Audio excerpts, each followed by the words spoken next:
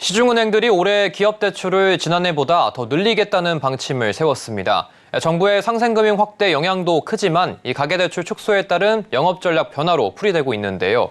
다만 대출 경쟁이 벌써부터 과열되는 분위기도 감지돼 우려의 목소리도 함께 나오고 있습니다. 김도아 기자입니다.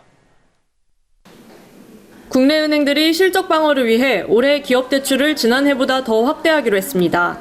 가계대출 규제 종결판이라고 불리는 스트레스 DSR 시행 이후 수익 확대 차원입니다.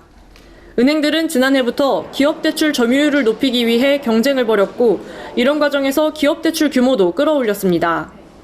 하나은행은 전년 대비 11.9%, 우리은행은 8%, 국민은행은 7.72%, 신한은행은 6% 더 늘린 것으로 조사됐습니다. 올해는 정부의 상생금융과는 별도로 1년 전보다 10% 이상 규모를 더 늘린다는 방침을 세운 것으로 알려졌습니다. 시중은행 한 관계자는 가계대출이 워낙 비대화된 상황이어서 우량자산 위주의 기업대출에서 수익을 내야 하는 상황이라며 은행별로 큰 차이를 보이겠지만 최소 10%가량은 규모를 늘릴 것으로 본다고 밝혔습니다. 실제 우리은행은 올해 대기업은 30%, 중소기업은 10% 대출을 확대하겠다는 구체적인 목표를 제시하기도 했습니다. 특히 대한상공회의소 조사에서 올해 기업 절반가량은 대출을 줄이고 내부 유보자금으로 활용하겠다고 밝힌 상황.